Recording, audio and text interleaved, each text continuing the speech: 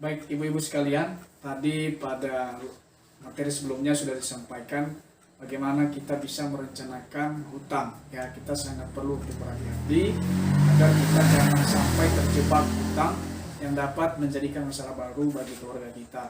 Dan seterusnya juga pada materi sebelumnya sudah dibahas bagaimana kita bisa mengambil keputusan sebelum meminjam. Nah, ada pokok-pokok penting yang harus kita perlu perhatikan ibu-ibu sekalian, bahwa untuk apa kita meminjam dan apakah ada cara lain yang bisa kita kerjakan sebelum kita memutuskan untuk berhutang. Kemudian kemanakah kita perlu untuk meminjam dan bagaimanakah kita bisa membayar kembali pinjaman tersebut. Dan yang terakhir adalah kemanakah kita dapat meminjam. Jadi itu pada materi sebelumnya. Nah, pada saat ini kita akan meneruskan materi kita yang berkaitan dengan bagaimana kita bisa menentukan tempat peminjaman. Jadi ibu-ibu mohon perhatiannya agar kita bisa menyerap dan memahami materi ini dengan baik, sehingga setelah selesai nanti sesi ini kita bisa praktekkan di rumah kita masing-masing. Baik ibu-ibu sekalian, sebelum kita melanjutkan pada materi bagaimana memilih tempat meminjam, nah ibu-ibu sekalian, kita boleh bersama-sama melakukan permainan ya, supaya kita bisa segar kembali. Nah, permainan seperti ini, kalau nanti saya bilang tepuk Spiderman, laba-laba meluncur. Oke ya, baik ibu-ibu, gimana? Ibu bisa ya? Bisa. Sekali lagi ya, kalau nanti saya bilang tepuk Spiderman, laba-laba meluncur. Oke ya, baik, kita coba sekali lagi. Tepuk Spiderman, laba-laba meluncur. Oke, terima kasih ibu-ibu, tepuk tangan bagi kita semua. Nah, baik, silakan duduk kembali. Baik, perlu kita perhatikan bahwa kita harus hati-hati untuk memilih pinjaman. Memang betul, ada banyak sekali perorangan atau lembaga yang menawarkan pinjaman bagi ibu-ibu sekalian. Jadi kita harus cerdas, kita harus cermat untuk menentukan dan memutuskan kita akan meminjam di mana. Apakah di perorangan ataupun pada lembaga-lembaga yang memang menawarkan pinjaman pada kita sekalian ya. Nah, ibu-ibu, nanti akan saya sampaikan ada flip chart tempat meminjam yang di dalamnya berisi tempat meminjam yang pada umumnya kita ketahui bersama dan kita gunakan. Kita akan bersama-sama mengetahui apa yang menjadi kelebihan dan kekurangan dari tempat meminjam tersebut. Nah, silakan ibu-ibu boleh perhatikan di depan. Ibu-ibu sekalian, di depan kita sudah ada flip chart. Nah, yang isinya berkaitan dengan jenis-jenis atau pilihan-pilihan tempat meminjam yang sudah kita ketahui dan sudah kita kenal. Dan juga barangkali ada bapak ibu yang atau ibu-ibu yang sudah pernah menggunakan jasa ini. Baik, saya boleh minta bantu kepada Ibu Lili ya. Ibu Lili, saya minta supaya ibu boleh baca yang kolom yang pertama ya, yaitu sumbernya yaitu saudara atau kerabat dekat. Silakan ibu. Oke, baik, terima kasih ibu. Nah, selanjutnya ada Ibu Dini. Ya, silakan Ibu Dini. Bagian yang kedua ibu, yang poin yang ini ya, yang dalamnya ada rentenir. Oke, baik. Ya, terima kasih Ibu Dini. Sekarang Ibu Rika. Oh iya, Ibu Rika. Ibu Rika, silakan Ibu Rika, ada kolom ketiga. Bagaimana ibu? Silakan dibaca. Ya, terima kasih sekali. Dan satu lagi ada Ibu Devi. Ibu Devi, silakan Ibu Devi. Oh, ini bu, kolom yang keempat. Oke bu, sudah dibaca ibu ya, silakan. Nah, jadi ibu-ibu sekalian, di sini kita bisa memahami secara bersama apa keputusan-keputusan kita ke depan untuk bisa menentukan di manakah tempat kita meminjam yang disesuaikan dengan kemampuan kita di dalam keluarga.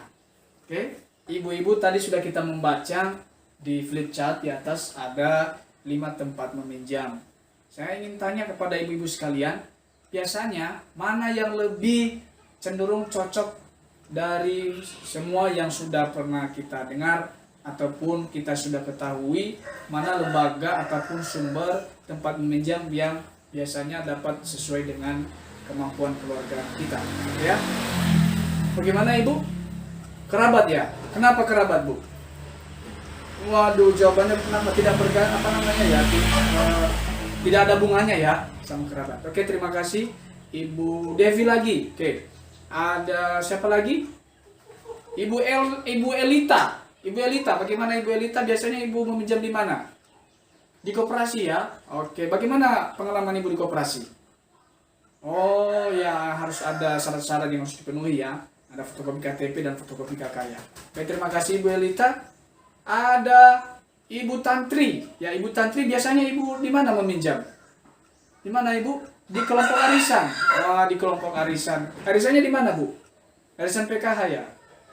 Atau arisan PKK? Ibu ikut? Oh ya, baik. Terima kasih buat jawaban dari ibu sekalian. Adalah kembali kepada pilihan kita semua, di manakah kita meminjam sesuai dengan kemampuan kita. Mari kita berikan tepuk mantul kepada ibu-ibu yang sudah menjawab. Tepuk mantul. Mantul, mantul. Mantul, mantul. Mantap betul. Terima kasih. Baik ibu-ibu, tadi pada flip chart kita sudah lihat ada 5 tempat meminjam yang sudah kita kenal dan barangkali ibu-ibu sudah bisa mengetahuinya bersama. Nah, jadi sebagai informasi kepada ibu-ibu sekalian, saya ingin jelaskan bahwa ada beberapa hal tempat untuk yang disebut sebagai jenis-jenis lembaga keuangan. Yang pertama ibu-ibu, bahwa ada yang disebut namanya bank. Nah, ada yang kenal dengan nama bank? Nama bank? Ibu Devi lagi, bagaimana Ibu? Apa bank yang Ibu kenal? Bank BRI. Waduh, Bank BRI. Bank BRI itu kepanjangan dari apa, Bu? Bank Rakyat Indonesia. Oke, baik, terima kasih. Ada lagi dari mana? Dari bank apa, Ibu? Ibu Dewi. Bank apa, Ibu? Bank Sumut. Bank Sumut ya.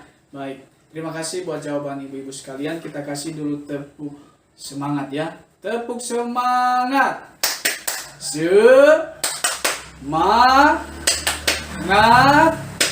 Semangat. Oke, terima kasih ibu-ibu sekalian. Saya ingin jelaskan bahwa bank itu adalah lembaga yang menghimpun dana ataupun yang mengumpulkan dana dari masyarakat dalam bentuk simpanan dan kemudian menyalurkannya kepada masyarakat baik dalam bentuk kredit ataupun dalam bentuk yang lainnya. Jadi ibu-ibu kalau mau meminjam di bank sangat diperlukan sekali syarat-syaratnya. Ada jaminan berupa sertifikat tanah atau surat-surat tanda kendaraan bermotor ataupun keberadaan usaha yang lainnya.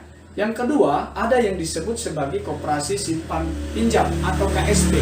Nah, koperasi simpan pinjam ini adalah mengumpulkan dana dari anggota, kemudian menyalurkannya kembali dalam bentuk pinjaman kepada anggotanya, tapi dengan satu syarat, seseorang yang mau meminjam harus dulu terdaftar di dalam lembaga tersebut dan memiliki simpanan di dalam lembaga koperasi simpan pinjam. Jadi ada syarat-syarat yang sudah ditentukan oleh pengurus seperti membayar simpanan pokok dan simpanan wajib, dan anggota juga semua berhak memperoleh SHU.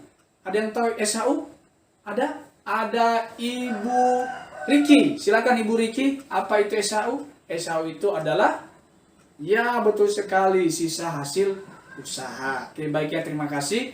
Kemudian yang ketiga yaitu Baitul Ma'at wa Tamwil atau BMT, yang sifatnya juga adalah atau bentuknya balai usaha mandiri yang terpadu. Sama, yaitu mengumpulkan dana kemudian menyalurkan dana tersebut kepada anggotanya dengan basis syariah. Jadi ini adalah pinjaman-pinjaman yang sifatnya ada dari keluarga-keluarga kita yang muslim.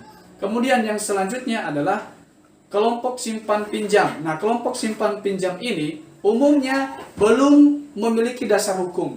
Nah, kelompok ini dibentuk atau dikelola oleh kelompok masyarakat tertentu yang sumbernya dari bantuan, baik itu bantuan umum maupun bantuan modal yang bergilir atau yang diperoleh dari program pembangunan dari pemerintah. Nah, pinjaman hanya diberikan kepada anggotanya berdasarkan jumlah simpanan atau kesepakatan bersama. Jadi ibu sekalian, itu adalah pemahaman-pemahaman yang berkaitan dengan jenis-jenis lembaga keuangan yang sudah ada di sekitar kita. Nah, jadi kita perlu pahami bersama ibu-ibu bahwa setiap lembaga pemberi pinjaman memiliki kelebihan dan kekurangan masing-masing seperti 5 hal tadi yang sudah kita pahami di flip chart di atas, bahwa ada kelebihan dan ada kekurangannya. Nah, Jika kita perlu meminjam, kita perlu membandingkan mana yang lebih menguntungkan kita dan mana yang lebih mudah bagi kita untuk dapat mengembalikan pinjaman tersebut. Jadi ibu-ibu sekalian, jangan sampai kita diikat ataupun meminjam kepada rentenir, karena tentu saja itu sangat-sangat merugikan. Ada di sini yang sudah ketemu dengan rentenir atau sudah pernah meminjam? Ada ibu-ibu? Ada Ibu Leli. Ya, Ibu Leli, bagaimana perasaannya, Bu?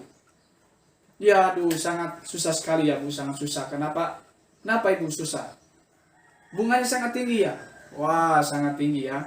Baik, jadi ibu-ibu kita harus hati-hati, jangan sampai kita meminjam kepada rentenir. Bagaimana ibu-ibu? Paham? Luar biasa, terima kasih. Nah, sekarang kita akan menonton film pendek. Nah, jadi ibu-ibu silakan perhatikan bersama, silakan kita fokus. Di depan nanti akan saya tampilkan film, silakan kita simak secara bersama-sama.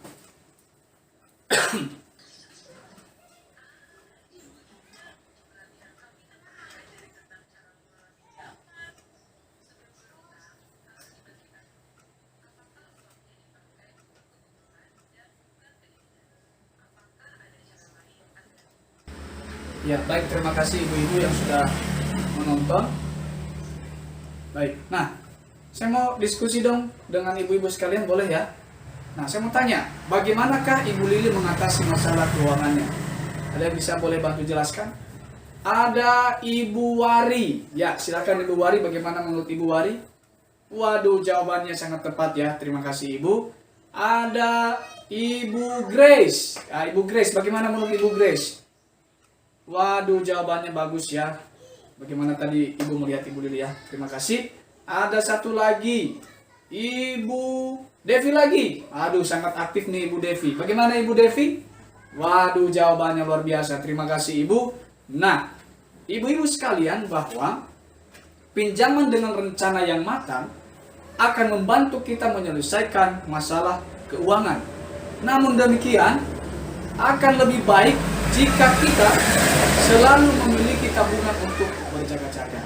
Jadi ibu-ibu sekalian, kita harus hati-hati merencanakan secara matang ketika kita mau melakukan ataupun meminjam, supaya pinjaman kita tersebut bisa menyelesaikan masalah keuangan. Jadi oleh karena itu juga kita harus memiliki tabungan untuk berjaga-jaga. Ketika terjadi sesuatu, maka kita bisa mengambil tabungan kita untuk menyelesaikan masalah keuangan yang kita hadapi di dalam keluarga kita masing-masing. Jadi sepakat ya ibu-ibu sekalian ya, sudah sangat paham di manakah tempat pinjaman, apa kelebihan dan apa yang menjadi kekurangan di tempat peminjaman tersebut. Terima kasih ibu-ibu, boleh kita kasih tepuk semangat. Tepuk semangat.